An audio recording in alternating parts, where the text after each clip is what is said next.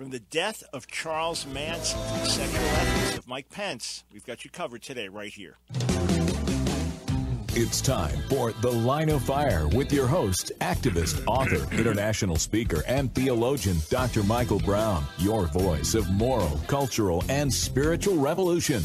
Michael Brown is the director of the Coalition of Conscience and president of Fire School of Ministry. Get into The Line of Fire now by calling 866-34-TRUTH. That's 866-34-TRUTH. Here again is Dr. Michael Brown. Yeah, I've done a little more reading on the life of Charles Manson and the tragedy of the evil of his life. I want to comment on that in a bit. And yes, Mike Pence and his sexual ethics, the so-called Pence Rule, which was previously called the Billy Graham Rule, that's back in the news after the latest sexual scandals and accusations. A lot to talk about. And I don't know if you saw, I wrote an appeal to the president. Don't know if he read it yet, but you never know. My stuff has gotten to his inner circle, that I know for sure. And I believe on occasion to him. But in any case, I just urged him that he was not the right man to lead the charge in tweeting against Al Franken, in that his own past was not so virtuous, and things from 10 years ago came back to haunt him during the elections.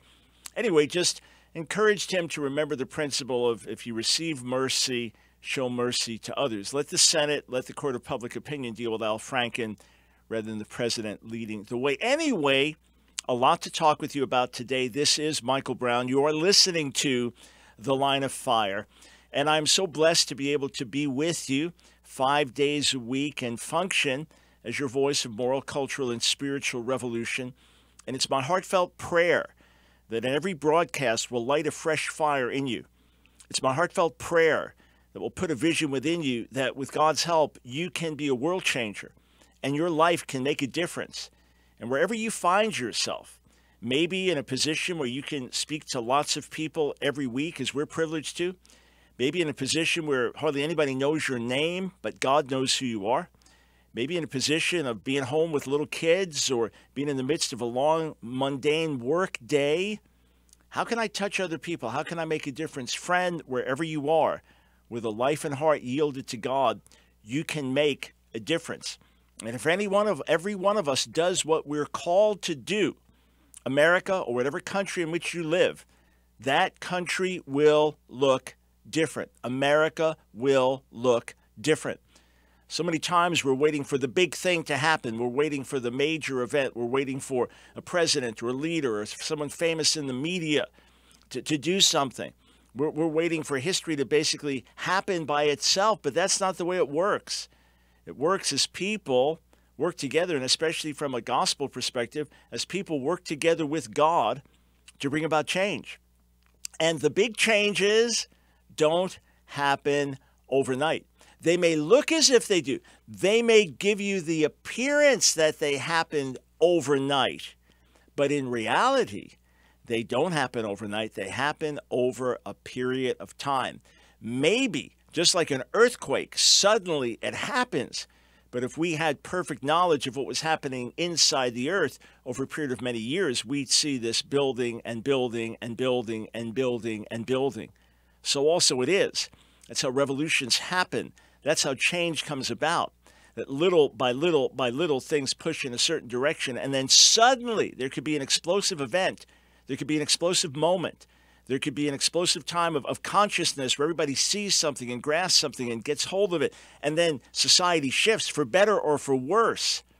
But things have been building, and in particular, friends, when it comes to spiritual things, they often build in the unseen realm.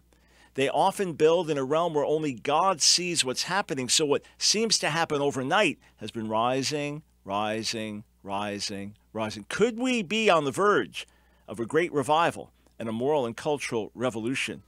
I believe we're closer than we might realize. We come back, the making of a monster, Charles Manson.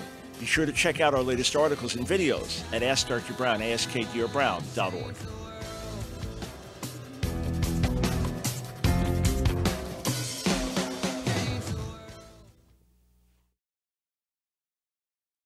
You need a PhD to know that our world is in serious trouble. All it takes is one glance at your social media feed to see that we're at a critical time, not just in our nation's history, but in world history. And this generation of believers is facing an unprecedented barrage of attacks against the truth of the gospel, and they're coming from 1,000 different directions.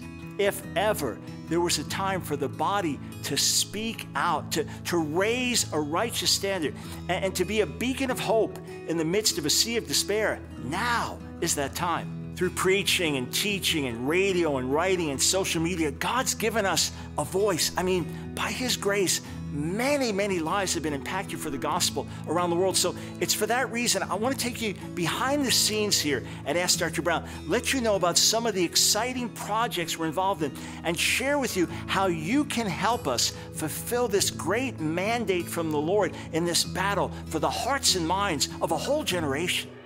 Over the last several months, our studio has undergone a massive overhaul. We have put thousands of dollars into revamping what is basically our command central. This studio is not just used to produce the Line of Fire radio broadcast, but we also produce in this studio hundreds of YouTube videos that you see, as well as our media for other ministry outlets like God TV and NRB TV. So this studio is really the heartbeat of everything, all the media that we produce at Ask Dr. Brown. And now we are ready to step into a whole new realm, and we can do it with your help. So I'm asking you today to partner with us. Through your generous donations, we can fulfill this mandate from the Lord in this battle for the hearts and minds of a whole generation, and you can help amplify my voice. Friends, stand with us today. Together, we're making a difference.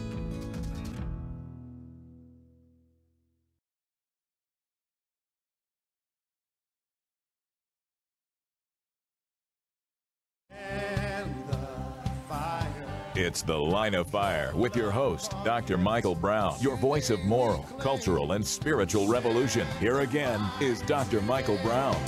Thanks, friends, for joining us on The Line of Fire. Before I talk to you about Charles Manson, let me ask you a question. Do you think evangelical Christians put too much emphasis on sexual immorality? Preach about it too much, talk about it too much, or are we just being wise? Are we just following Scripture? Are we recognizing our own human weakness outside of God's grace? What do you think? 866-34-TRUTH. We putting too much emphasis on it? Not enough? Is the problem that we're emphasizing it, but we're not living it out? 866-34-TRUTH. All right, the death of Charles Manson.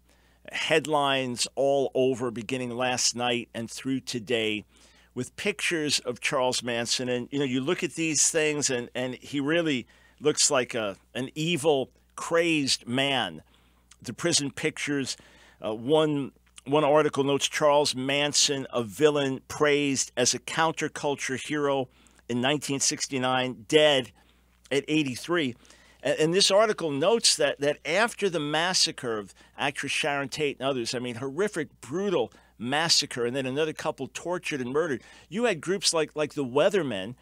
These were radical underground groups that actually engaged in bombing and were that anti-government, that they actually celebrated Manson. They had a Flint, Michigan war party at the end of '69, and they hoisted a Charles Manson power banner, spelled out pregnant victim Sharon Tate's name in bullets.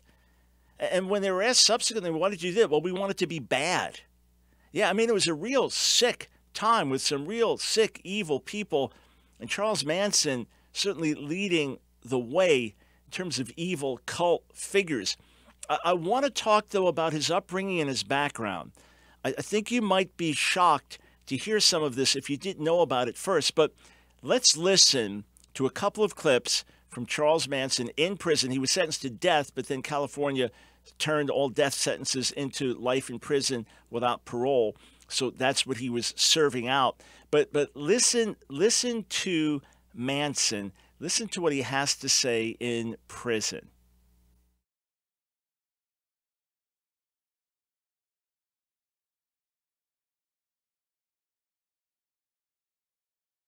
For a moment.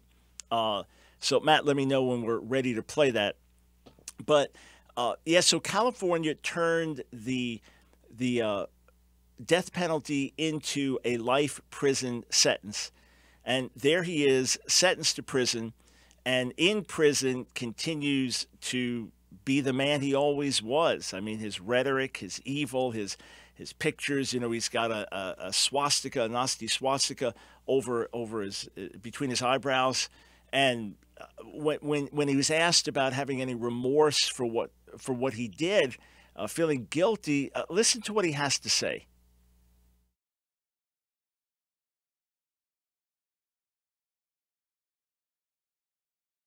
Up in our equipment. We've been moving flawlessly and seamlessly for some time with this now. So tell you what, I'll just tell you about these clips. I'll set the stage for you. Guilt? Feeling any guilt? No guilt. No guilt.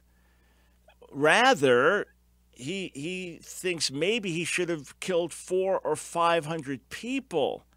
Then he really could have done something for society. But here's what you need to know about his upbringing. His mother was married and gave birth to him at the age of 15. The man she married was 20. He quickly abandoned the family, so Charles Manson is basically fatherless. When he's 4 years old, his mother is arrested for her involvement in a botched armed robbery and is sentenced to 5 years in prison. So he's then temporarily raised by an aunt and an uncle. According to his cousin Joanne, there was never anything happy about him. He never did anything good. And the cousin reported that the boy was obsessed with knives and guns, and when he lost control of his anger, his eyes blazed with an intensity that convinced her he was capable of injuring or even killing her. The article also claims that Manson's mother feared her, quote, crazy-eyed son when he was just 5 years old. Not only, all right, I think we've got these clips ready, so let's listen. Maybe I should have killed 400 or 500 people, then I would have felt better. Then when I felt like I really offered society something. You know, if I wanted to kill somebody, I'd take this book and beat you to death with it, and I wouldn't feel a thing. It'd be just like walking to the drugstore. Not here on radio. My deep apologies. We'll give up the clips for right now. All right. Yeah, our bad there. Yeah, and we'll just give them up for now. So anyway, he in his upbringing is also, according to the reports, he's undersized. So he now has he gets sexually abused and harassed by other boys, and his escape is that he acts like he's crazy. And that's his escape from being beaten up or abused or whatever, according to the reports. He starts having his own brushes with crime when he is now a young teenager. By the time he's 32, he has spent 17 of his 32 years in prison. 17 of his 32 years in prison. And then he comes out, and then he becomes the infamous Charles Manson.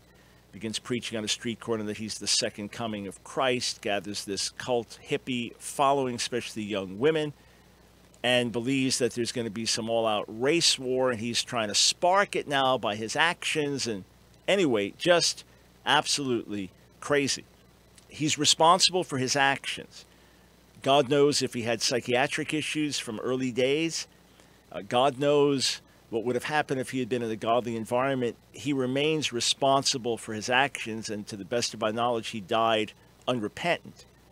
But here's the point, and this is what I want to emphasize. We don't know what would have happened had he been raised in a godly, loving environment. We don't know what would have happened if he had had a mother and father caring for him from day one. We do know the horrific effects of fatherlessness. We do know how there's a much higher percentage of kids who end up on the streets from fatherless homes, who end up robbing, who end up killing, who end up committing all kinds of other violent crimes.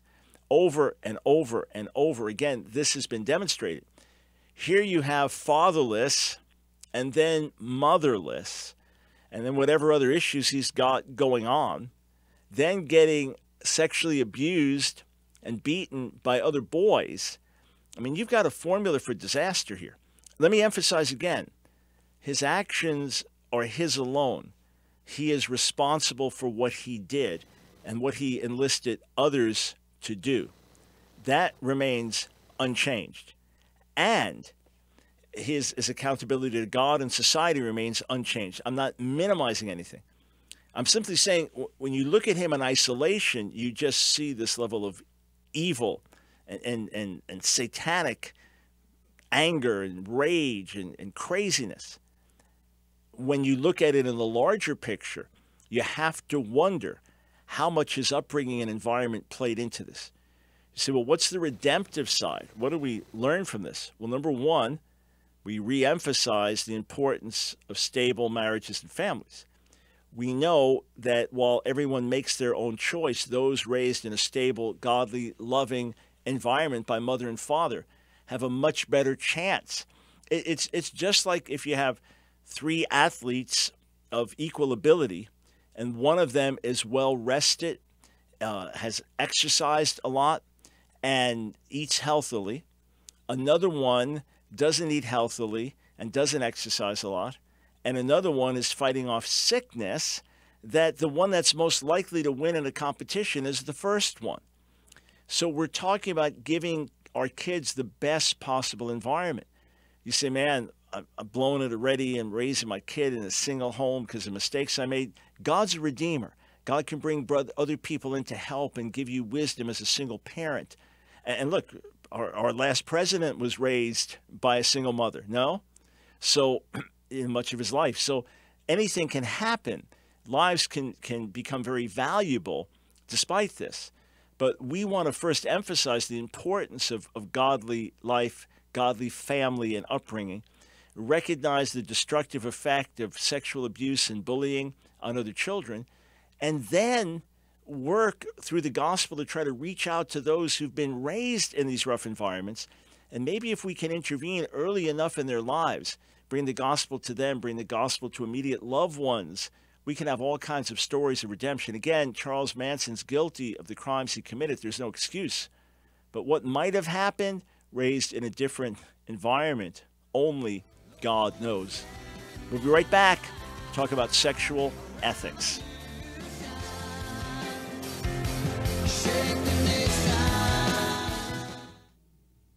It's a beautiful spring day in the suburbs of Pennsylvania on this Thursday, June 7th, 1961. You just got home from work and your wife's almost finished preparing one of her typically delicious dinners. Tonight is TV night and everybody's ready to enjoy Ozzie and Harriet and Leave It to Beaver. Of course, a live in-person show is incredible. Who could forget your family outing 2 weeks ago when you all drove into Manhattan and saw My Fair Lady on Broadway? But TV has its own unique appeal, especially with shows like Lassie and Andy Griffith and Walt Disney's Wonderful World of Color and Father Knows Best and the Flintstones. And they're all on at night so the whole family can enjoy them together. Well, on this lovely spring night, you're a bit more tired than you realize, fighting to stay awake through the current Beaver episode, even though it's a bit more suspenseful than normal. But this night, you doze off just before the end of the program, and when you wake up a few minutes later, everything's changed. Well, the TV's still there, except it's giant now, flat, hanging on a wall, exploding with colors, and instead of the smiling Cleaver family, it's... No, this can't be real. A nude couple going on their first date? What's happening? In a panic, you look for another channel, quickly figuring out how to use the newfangled remote control you now hold in your hands, but your eyes can't believe what you're seeing. Did I wake up in hell? But something else is different when you look around the room. You're the only one there. Your 15-year-old son is out with his best friend Robbie, who used to be called Robin, back when he was a girl, along with Robbie's 17-year-old brother. They went to see a new movie in the Hostel series where people are tortured to death and mutilated for fun, but hey, at least he's out of the house.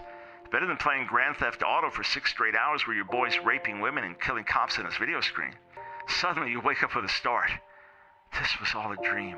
With relief, you look around at your wonderful family smiling at their dad who fell asleep in the middle of TV night, and you think to yourself, thank God, this was only a bad dream. There's no way America or my family could ever look like that.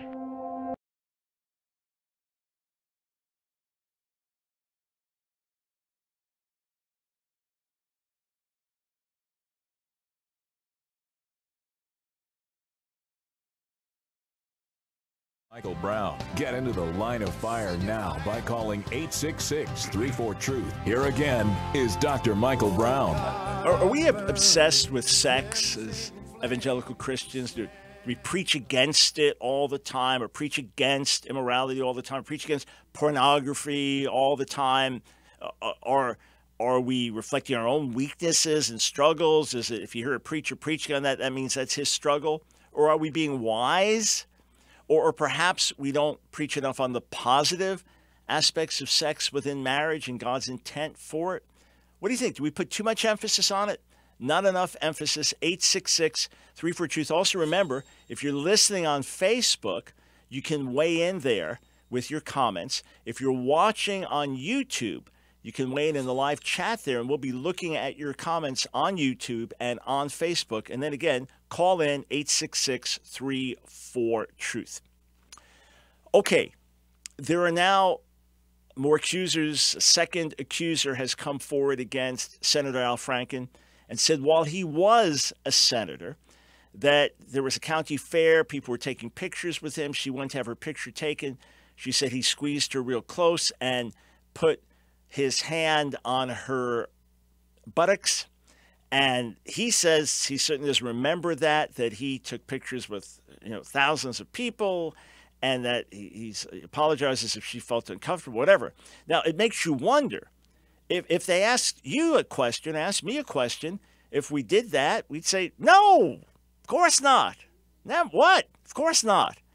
As opposed to, I don't remember taking the picture. So that makes you wonder if you realize, yeah, I have done things like that. But he's in the news, one person after another in the media, famous people being accused of sexual harassment. You have the horrific charges against Harvey Weinstein and others within Hollywood. So in the midst of this, a lot of people said, me included, everybody mocked Mike Pence, Vice President Mike Pence, who said, well, he'll never have a meal alone or work late alone with a woman other than his wife. And if there's alcohol being served somewhere, he wants his wife there present. And what's with him? And you got some wrong idea of things. And it's crazy. And now people are looking at it. And I've asked the question: if the charges against Harvey Weinstein are true, who would you rather have your daughter working for, Mike Pence or Harvey Weinstein? I think it's a fair question to ask, and I think overwhelmingly people would say, well, I'd rather have him with Pence, where you treat my daughter with dignity and respect. She's 20 years old or 30 years old. He's not going to try to take advantage of her, as opposed to an alleged sexual predator like Harvey Weinstein.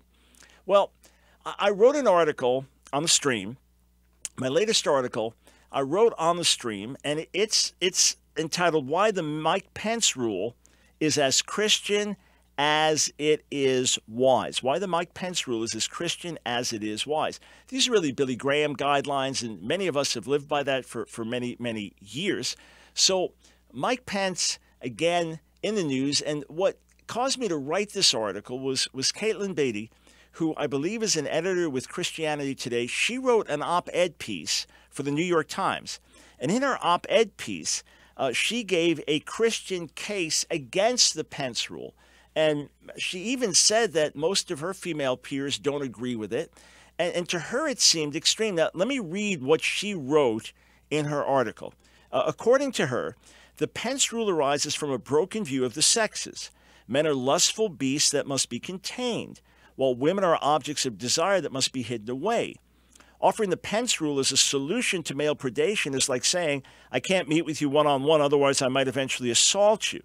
If that's the case, we have far deeper problems around men and power than any personal conduct rule can solve. All right, first, before I read another quote from her, first thing, this is not just guidelines against sexual predation.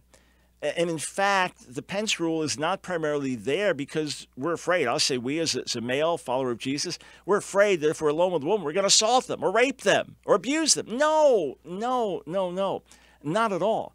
But there are many other reasons for this. Let me read one more quote, and then I'll give you my three A's, my three reasons why the Pence Rule is as wise as it is Christian. Let's look at one more quote from the article. And she mentions a former colleague at a Christian nonprofit threw her back out while on a business trip. Lying in pain in her hotel room, she asked her coworker to carry a suitcase from her room. He refused to enter the room. One wonders what he thought was going to happen. In this and other cases, personal purity seems to take precedence over the command to love your neighbor. All right. First is the issue of appearance. How's it look? You're a married man, right?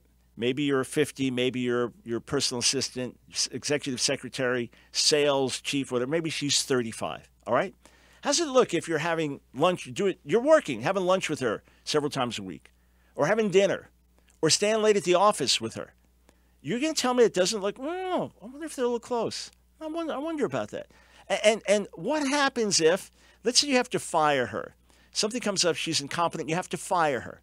And then when she's fired, she gets embittered and says, well, you try to take advantage of me. So, oh, well, hang on. Yeah, I mean, I saw them a lot together. They were together all the time. And what were they doing when they were working late at night? Suddenly, there's the appearance of evil. So that's the first thing. You want to avoid something that can give an evil or bad appearance. The second A is attraction, just emotional attraction, romantic attraction. It's true that men may be more drawn to outward appearance and women may feel more pressure to dress a certain way to look appealing. But the bottom line is emotional attraction, romantic attraction, that happens all the time. Men and women naturally attracted to each other. That's why we get married and have families. And that's why there's so much sexual sin and adultery and other things, because people get attracted to others that they're not married to. The fact is, you spend a lot of time together. Let's say that someone's just drawn to you because you're the person in power. There's the pull in that. Let's say at home, your wife's struggling a bit, just had third kid, and the kids aren't sleeping, and she's losing sleep, and the romantic attraction, the spark is down between the two of you, and you're putting in long hours at work to try to make ends meet, and you're spending extra time with a female coworker or employee, and she's laughing at your jokes and really likes you.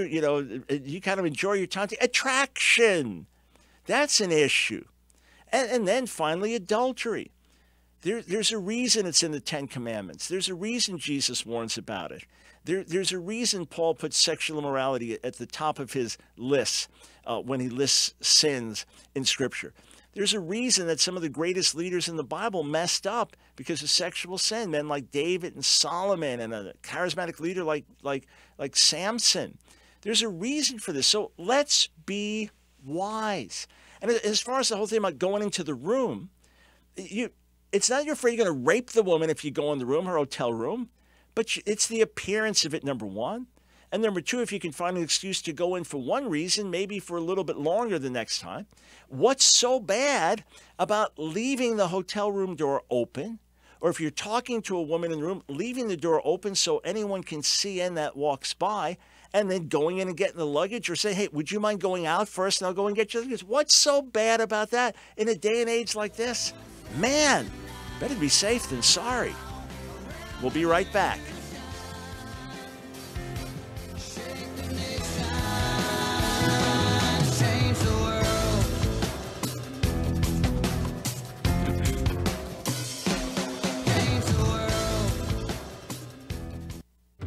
On the program today is Dr. Michael Brown. Good to have you on, sir. Great to be with you. Thanks. Yeah, it's good to have you on again, I should say.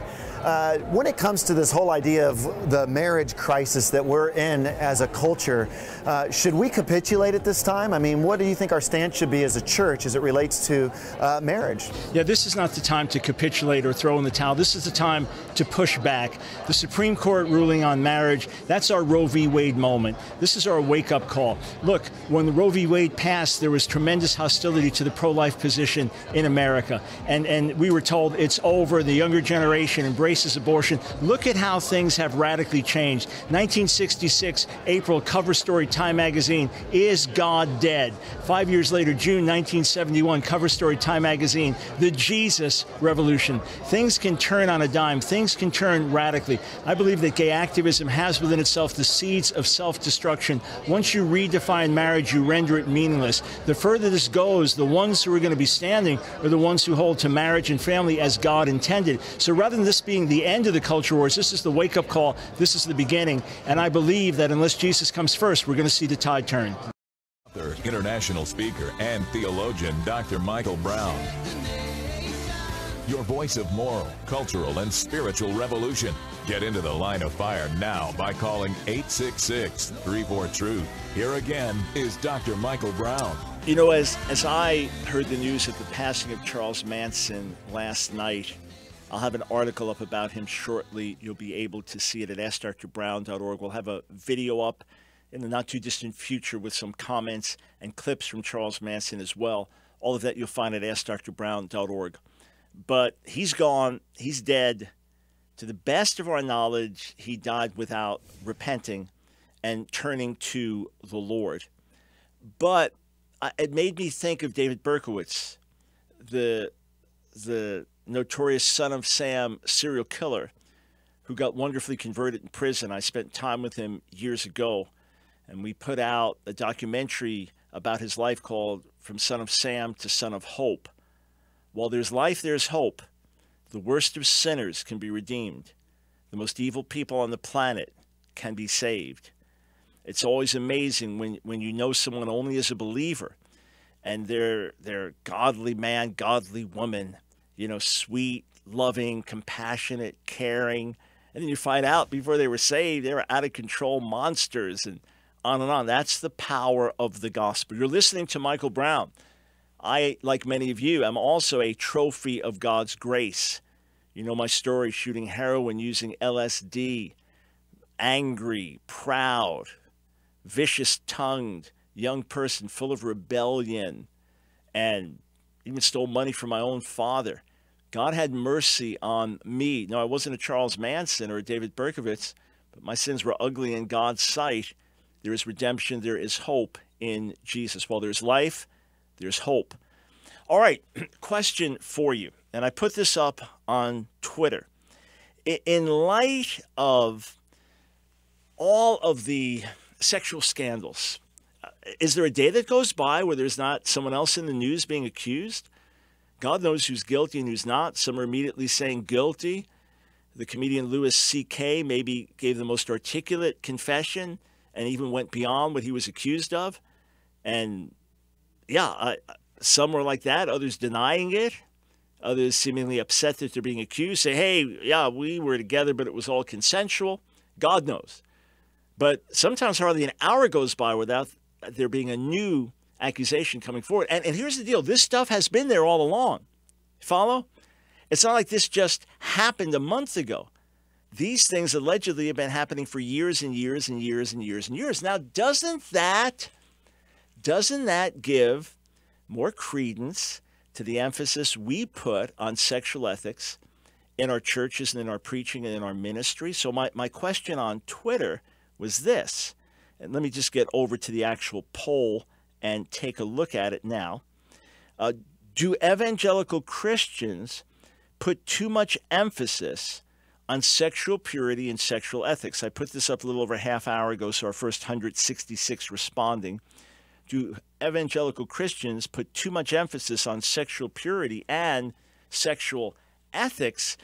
You know, really, when you think of it, when you think of human nature, when you think of how easy it is for people to mess up, when you think of how pervasive pornography is, just all around and readily available, stuff that, say, an 8-year-old could find on his cell phone that I didn't know existed when I was in the world at my deepest moment of sin.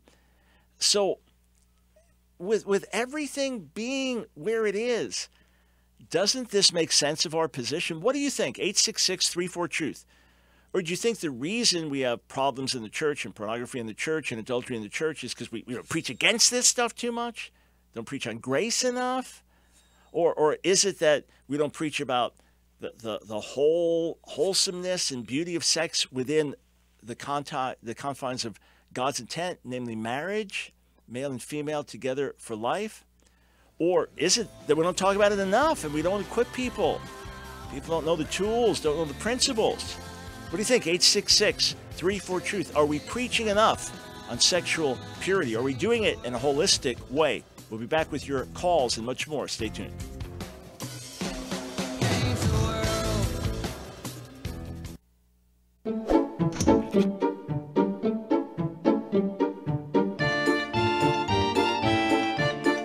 Shaddai. Shaddai, Almighty. Remember that great song made famous many years ago by Amy Grant and Michael Card, El Shaddai? Yeah, what a beautiful song, what a beautiful melody. Well, El is God. Shaddai is normally translated Almighty. But do we know exactly what it means? No. We know what occurs in certain contexts. We know what occurs in the patriarchal narratives as God is giving promises. We know what occurs in the book of Ruth. We know what's used in the book of Job, because during the poetic chapters in Job, from chapter 3 until almost the end of the book, the name of Yahweh only occurs one time, so there are other names that are used for God, Shaddai being prominent. But what exactly does it mean? In rabbinic literature, with the play on words, it becomes the God Shaddai, which means the God that is enough. And hence preachers have said through the years, he is the God that is more than enough. Some have tried to relate it to the Hebrew word for breast, shad, the dual Shaddayim, and spoken of Yahweh as the many-breasted one, but forget that. That would be equivalent to making him into a pagan female deity. So forget that image. Others say, well, no, it's shade, which is demon. No, obviously, that has no reference to God whatsoever. So what does Shaddai mean? Again, we're not 100% sure, but the ancient translations seem to understand, the ancient Greek and Latin translations seem to understand this having to do with God's might and power, hence Almighty. And it's been suggested that it relates to an ancient word in Babylonian Assyrian, what's called Akkadian, Shadu, which is mountain. So not so much that he's the God of the mountains, but just like in other passages, God is referred to as our rock. God is our rock. For example, in Psalm 18 or Deuteronomy 32. Well, this would be a similar concept, and hence rock, mount, powerful one, almighty. Hence the tradition of saying El Shaddai, God. Thanks, friends, for joining us on the Line of Fire, 866-348-7884. You know, I used to hear this. If the preacher's preaching against sexual sin, that means that's what he's struggling with. So I analyzed that because I've preached about that a lot over the years as well. I preached about it a lot because I saw it emphasized in the Word. Then I saw friends destroy their lives in ministry through adultery. And then I knew the temptations that came my way. So it seemed to be quite realistic to do it, but it wasn't that I preached on it more when I was struggling more. In fact, sometimes I preach it the most fervently at the times of deepest personal purity. And then for years, as God's laid on my heart to preach against the dangers of gay activism, I know for a fact that that's as unconnected to my own desires as anything could be. You're talking about, heterosexual sin and heterosexual lust. Yeah, I relate to that. I have to deal with that. I have to watch my eyes. I have to be careful on the internet. I have to be careful in my relations with those of the opposite sex. When it comes to same sex, there's no more attraction in me towards another man than there is to the wall. So it's not always true that people preach on things because they're struggling with them. But for sure, sometimes someone does preach out of their own struggles, and then you look at them and you see they've fallen. You think, man, what a hypocrite. Could be what a hypocrite, or could also be they knew their weakness. So in preaching to others, they were preaching to themselves. The bottom line is, for me, this doesn't need justification. This is throughout Scripture, warning after warning after warning about sexual immorality.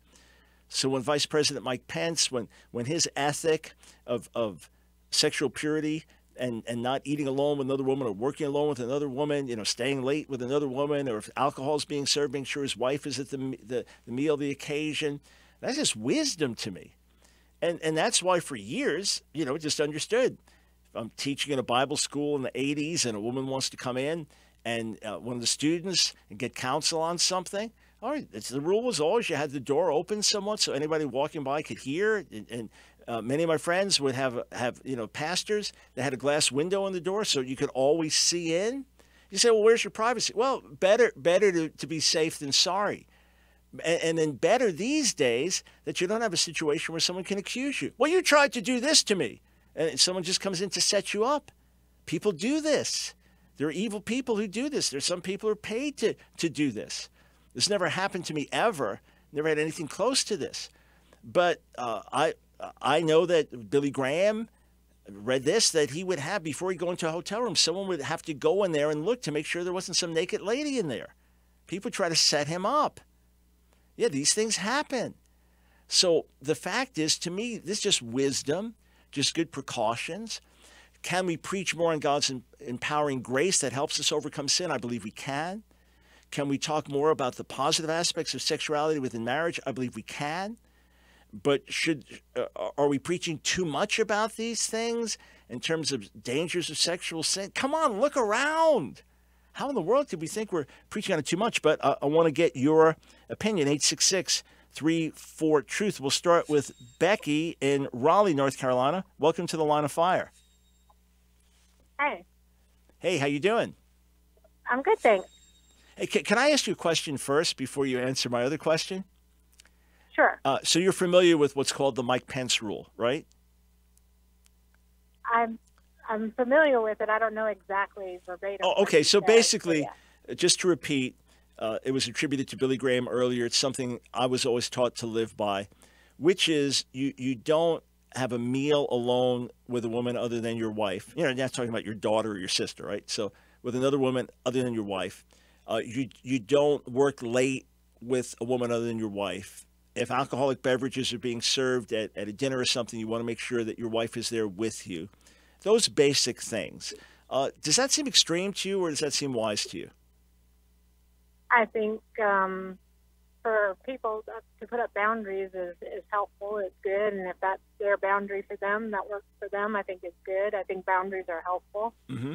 So definitely. I mean, that it seems a little bit extreme, but if it works, and that's what boundaries are for, so that there's no question. Got it. Okay. So definitely up for that. All right. And then your take on, are we preaching too much about sexual ethics, sexual immorality, not preaching enough? What's your take on that? Well, I think it's a very complex issue, and I think there's not a yes or no to that. I think the more we preach to people's hearts, and their hearts are turned towards Jesus and kingdom theology and wanting to be in the kingdom of God and what that looks like, then I think your behavior follows that. Yes. Having been raised up in the church and hearing all that, then when you make a mistake or you make a choice that's not wise as a teenager, I felt labeled and branded and have gone past the point of no return, so why try? Yeah. So I think, and it becomes even more complex than that for a lot of women, for me especially, who's somebody who was sexually abused by a man in the church as a child. Oh. So then you get all that crap dealt in with it. So Yeah. I think a lot of sexual stuff needs to be dealt with, but I think we need to look at our own lives first, and Yes. we need to look at our own things first and say, hey, how are we not being sexually, ethically pure? What are the things that we toe the line on? I wish everybody would have boundaries and know their boundaries and stick to them. So I think as the American church, we have a problem with our sexual immorality. And you just call it what it is right there. I mean, we just have a problem with that. And Becky, let me ask you this. Have you been able to get restoration in terms of your own emotions and your own heart and life from the abuse that you suffered? It's been a long process and a long journey, struggling with depression and anger and suicide and things like that. But thank God, with the help of good people and good friends and good counselors and God and Jesus, I mean, I'm a million times better today than I was 30 years ago. So you're talking about a process. There's grace and redemption in that. Yeah, but you're talking about a process in your own life that's unfolded over a period of decades? Oh, yeah. All right. Oh, yeah. Let me ask this. Since you brought this up, I hope you don't mind this further question. I think those of us who were not sexually abused growing up can understand conceptually how damaging it is, because we've talked to enough people, counseled people, heard their stories. But it's still different living through it. In what ways did that affect you or traumatize you that you can look back on and actually see there was a connection between being abused and the way you live things out, or what you struggled with, or how you perceived yourself? How would you describe that? Oh, I would describe that as a huge breach of trust. A huge breach of trust. You trust this person; they're supposed to protect you and keep you safe, and they are the ones who abuse you. And then at some point say, oh, by the way, everything you did was a sin, and now we must confess and ask God to forgive us. And at 7 years old, you're going, wait a second, I just did everything you told me to do. I don't understand. And that's a huge breach of trust. It's a breach of trust in people, in men, in people, and then with God. Got it. And so some of my biggest struggle coming back to the Lord and saying, hey, you allowed this to happen. Yeah. Wait a second. And having to trust that he's got a plan and a purpose in this whole thing. But it's been a long journey. It's been a very long journey and a big struggle. And I'm just thankful to God that I came through it relatively unscathed. Actually, it's not. I've been married 3 times. I got 2 children by 2 different men. But you know what? I love the Lord, and I'm doing what I can to serve him and love others. So that's what I do now. Yeah. Married now for 20-some years, and I'm good. But it's been a long journey, a long process, and you have trouble with trust even in your relationship with your marriage. Yeah, and very Becky, difficult. it's really, again, I appreciate you being so candid and sharing this with so many others. You have people listening, both women and men, shaking their heads because they went through the same thing. And you have some listening saying, I'm still there. I'm still angry. I still feel victimized. Sex is still dirty to me. I wonder where God was. So, friends, the same God that helped Becky work these things through and now gives her grace to speak these things for the help of others, he is there for you. And if you say, look, I've tried everything, cry out to God and say, God, give me the help I need, either through counseling or through a supernatural encounter with God or through some type of healing of emotions through the gospel. Cry out to him. He will send the help that you need. He won't leave you destitute. You may think he forsook you, but he never did. And he won't leave you destitute. Hey, Becky, thanks for calling. Hey, Paul, stay right there. You're next. We'll get to some other calls as well. 866-348-7884. May God shine his light on sexual sin in our own hearts, in the church, not so we can be condemned, but so that we can find repentance, freedom, healing, and new life. We'll be right back. Shake the nation, change the world. I want to present to you a unique way that you can partner together with me to reach Jewish people with the good news of Jesus, Yeshua, the Messiah. Hey, Paul wrote that the gospel is to the Jew first, but many of us don't know how to reach the Jewish people with the gospel. Can I tell you, we have a unique open door and Jewish people are ready to hear, but we need your help. When I was in Israel recently, my last hour in Jerusalem, about a dozen different people came up to me and they wanted to thank me for the impact of our message. One Jewish woman came up to me, a believer in Jesus. She said, "You saved my son's life. He was falling away. He was getting pulled by other objections to Jesus. He read your material. He's back in the faith." A young man came up to me. He said he and his Orthodox Jewish friends, here he is, with the yarmulke, the head covering, the traditional Jewish outfit. He said he and his Jewish friends, his Orthodox friends, watch my debates with rabbis. A few years ago, I was able to lead a Holocaust survivor to faith in Jesus. He was a brilliant man, an atheist who had fled the Holocaust. He read my books on answering Jewish objections to Jesus, came to faith, led his wife to the Lord before they left this world. Friends, we have the resources. We have books ready to be translated in Hebrew to be distributed in Israel. We have our Real Messiah website, unique for reaching Jewish people, Orthodox Jews with the gospel, ready to be translated in Hebrew, ready to do internet campaigns to get into every home in Israel. Every cell phone in Israel can have this message, but we need your help. Every gift to our ministry will literally help us reach another Jewish person with the good news of Jesus the Messiah. Go to AskDrBrown.org. AskDrBrown.org. And when you go there, we will partner together to bring salvation to Israel and the Jewish people. Together, we're making a great difference. Now is the time to reach the lost sheep of the house of Israel, to share in this end-time harvest of Jewish souls, and to find out how to receive this 2-DVD set, Predestination, Election, and the Will of God Debate, go to AskDrBrown.org and click the TV banner. Your voice of moral, cultural, and spiritual revolution. Here again is Dr. Michael Brown. Oh, okay, this is really cool. I got to admit, this is cool. Do you have the Ask Dr. Brown app if you have an Android phone? So, the Samsung phones and all these, if you have an Android phone like the Galaxy, like I do, Galaxy Note 8, if you have an Android phone, download the Ask Dr. Brown app, AskDr Brown. You say, I already have it. Well, update it. Go to Play Store and click to update it.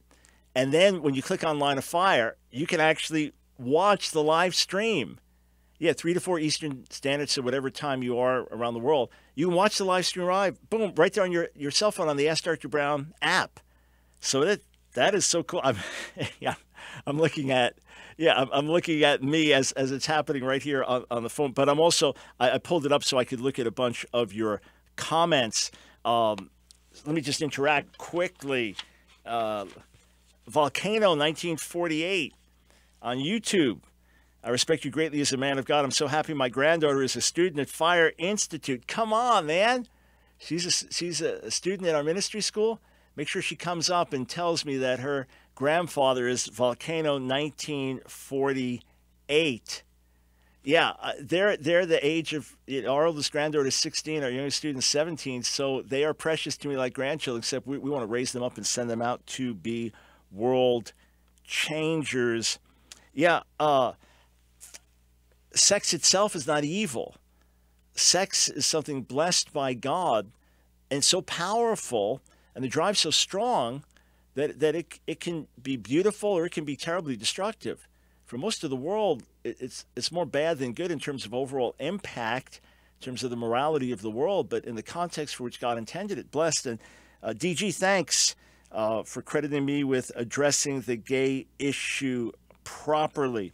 866-34-TRUTH. Back to the phones. Are we as evangelical Christians emphasizing sexual immorality enough, too much, not enough? Let's go to Paul in Winston-Salem, North Carolina. Thanks for joining us on the Line of Fire. Thank you. You're welcome. I don't think we're actually doing it enough. And when they do talk about it, I honestly think they could kind of separate the men from the women some, because it's just difficult. I mean, I'm a believer in Christ, and I struggle with addiction of sexual sin. I've been through, I can't even think of a name now, kind of a 12-step program, but it's faith-based. It's been a while because it went away from our church. I can't think of it. But it almost ruined my marriage, and thank God I found this. And, I mean, I still struggle, and, I work in a hospital, which is like 80% women, and you got the normal secular men who are always talking about this. It's just really difficult in this world today. You can't watch a television commercial. Yeah, you gotta be on your guard. So Paul, do you think that the church needs to do more equipping? In other words, that you need to have, okay, we're just going to meet with men, we're going to meet with women, we're going to have more accountability groups, we're going to put tools in your hand. You think that we may be saying things are evil without equipping people enough? Because it's a challenging world to live in. It is. Like I said, I believe they should equip us more. They should talk to us more about it, and really drive it home more. And I think it is best to separate the men from women, because they do that in sex ed classes in school. Got it. And you can talk certain ways, right, with all candor. You could say certain things that you couldn't say that would even be inappropriate. And not feel too embarrassed or ashamed. Yeah. Or be shunned from, someone just because they think, oh my gosh, this is what he really does or what she really thinks. Yep. And as much as we're not supposed to judge, we're still going to. Right. So that, for example, if men are talking candidly about certain struggles they have, women might not understand that or relate to that because it's different for them. Yeah, I think absolutely. So that's some of the pastors, leaders listening to me. Just ask yourself: are we equipping people adequately? Some of you are doing a great job, and we so appreciate it. Some of us need to step up and do a little better. So hear that from a congregant. It's just this one voice, but I think it's something to consider because it's, man, things are, in terms of on sexual temptation, just on steroids everywhere you turn. It's hard not to be confronted with stuff that you didn't ask for. 866-34-TRUTH. Hey, listen, one more thing. On my website, askdrbrown.org, askdrbrown.org. Right this second, and try to do this if you can. If you've never watched our live stream, try to do this before the show is over. We've got, like 4 minutes and counting. Go there, and you'll see in red, Listen Live, askdrbrown.org, askdrbrown.org. Click on Listen Live, and then you'll see the option. You can watch the live stream. I mean, we're so stoked to have this. And at different times, when I'm talking about something, you're hearing it on the radio, but then we're putting up the clips, we're putting up the graphics. And many times, if you're hearing an audio clip, if we have the video clip, then you're going to watch the video clip as everyone's hearing it on radio. So take advantage of that. We're doing our best to get a full-fledged, blessed, powerful, well-produced multimedia show in your hands every day that will impact you even more and be a good tool to help us reach others. All right, where I just came from a few days back, freezing cold Fargo, North Dakota. Joseph, welcome to the Line of Fire. How you doing, Dr. Brown? Doing well. I guess that's the solution, is just keep everybody out where it's so freezing that all you're trying to do is stay warm, right? That's right. You keep your clothes on, right? Yeah. It's very cold.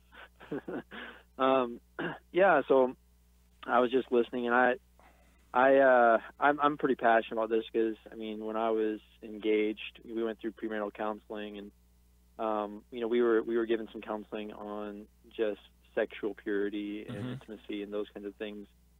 And some of the advice that we were given was when we went to actually people that were elders in our church, and we asked them, what's some advice you can give? And they just said, set boundaries. And as soon as you think that you're doing good, that you start doing well, it's not like, oh, well, we've done so good, now we can start, spending time alone together. It was like, hey, you've done good. Let's see if we can set it even further back. And I realized later, about 4 years into our marriage, we had gone through about 6 months where we did not do things the way that Scripture talks about doing and setting up a standard for ourselves. But then we took 9 months of our last engagement. We really focused on purity and really obeying Jesus, and that was huge in healing a lot of the sexual intimacy that when we went into marriage. But I remember 4 years into our marriage, and we were arguing. It was about something really silly, but it had to do with my wife trusting me. And I remember asking her, did this have anything to do, when I broke those promises of purity back in that 6 month period? Period. And she said, yeah, it actually was. It was almost like the Holy Spirit spoke to me. Just ask her about that. And I realized then just the danger of breaking that promise of sexual purity that you make, between two people. If you're God-fearing people and you love Jesus and you want to obey him. And I just got to jump in because we're out of time. I'm so glad you shared that, because really we reap what we sow in many, many different ways. And that's why we sow to the Spirit and we reap everlasting life in the Spirit. And look, for everyone listening, say, man, I've blown like 100 times. There's mercy. There's mercy. There's forgiveness. Look to Jesus. That's why he died for us. But not just mercy and forgiveness. There's new life. And there's power to lead a new life. So look to him. Let him pick you up and make a fresh new start. Hey, Joseph, thank you for the call. Be back with everyone tomorrow. In Africa, 5-year-old Chiru has